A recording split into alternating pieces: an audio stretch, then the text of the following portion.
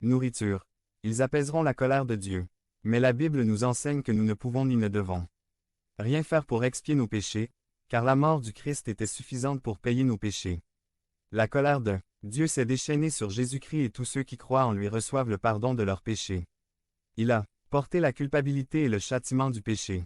C'est pourquoi nous pouvons prier avec confiance au nom de Jésus, notre seul médiateur, et le Père nous entend. 3. Comme superstition. Certains voient le jeûne comme un rituel ou une formule qu'ils doivent suivre comme s'ils suivaient une recette, car sinon, ils pensent que cela ne fonctionnera pas. Ils sont très préoccupés par des choses comme la durée du jeûne, la nourriture et les liquides à jeun ou simplement la nourriture, etc.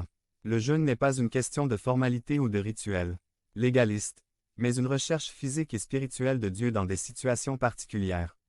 Ne vous perdez pas dans le ritualisme, mais priez et jeûnez humblement en cherchant le Père. 4. Par présomption. C'était l'usage pécheur que les pharisiens faisaient du jeûne. Ils essayaient de rendre évident et visible leur jeûne, car ils suscitaient ainsi l'admiration des gens pour leur prétendue grande spiritualité. Mais Jésus indique clairement dans Matthieu 6, 17 à 18, « Quand vous jeûnez, parfumez-vous la tête et lavez-vous le visage, afin qu'il ne soit pas évident aux autres que vous jeûnez, mais seulement à votre Père, qui est dans le secret.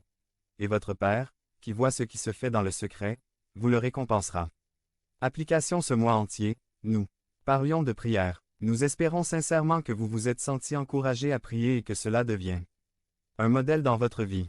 Aujourd'hui, je veux vous encourager à pratiquer le jeûne biblique ainsi que la prière. Lorsque des situations inhabituelles et urgentes surviennent, cherchez votre Père qui vous écoute toujours et approfondissez votre relation avec lui corps et âme. Si vous êtes sur le point de prendre une décision importante dans votre vie, priez et jeûnez. Si vous avez de sérieux problèmes relationnels, que ce soit avec votre conjoint, vos enfants ou quelqu'un de votre entourage, priez et jeûnez. Si vous allez franchir une étape décisive dans votre vie que vous avez très peur de franchir, priez et jeûnez. Devenez membre de la chaîne et AIDEZNOUS à propager la parole de Dieu dans le monde entier. Samedi 16 mars 2024. Si vous croyez en la puissance de Dieu, commentaire 11. 11. Si vous avez du mal à abandonner un péché et que vous ne trouvez pas la force de le faire, prier et jeûner.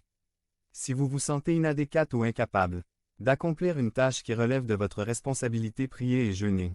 Bref, dans ces situations transcendantales et pressantes, le compagnon idéal de la prière est le jeûne.